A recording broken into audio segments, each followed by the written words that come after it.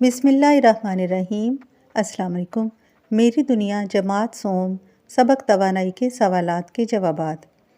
پہلا سوال ہے، ہماری زندگیوں میں توانائی کیسے کام کرتی ہے؟ روزمرہ زندگی کی مثالوں سے واضح کریں۔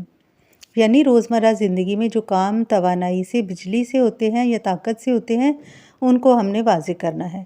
روزمرہ زندگی میں کھانا پکانے، کپڑے دھونے، پنکھا چلانے وغیرہ، ان سب چیزوں کے استعمال کے لیے توانائی کی ضرورت ہوتی ہے۔ تو اسٹوڈنٹس، ان سب چیزوں کے استعمال کے لیے توانائی کی ضرورت ہوتی ہے، چاہے برقی توانائی ہو یا ہم خود کی توانائی یوز کریں۔ توانائی کے 5 قدرتی ذرائع کے نام تحریر کریں۔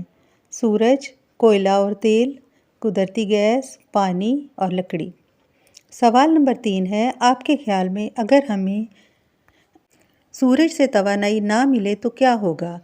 جواب ہے، سورج سے اگر ہمیں روشنی نہ ملے تو زمین پر زندگی کا تصور نہیں، یعنی زمین پر زندگی ختم ہو جائے گی۔ سوال نمبر 4 ہے، ونڈ ٹربائن کیا ہوتا ہے؟ تو بچوں، ونڈ ٹربائن بجلی پیدا کرنے والا ایک ایسا آلہ ہے جو ہوا کی توانائی سے چلتا ہے۔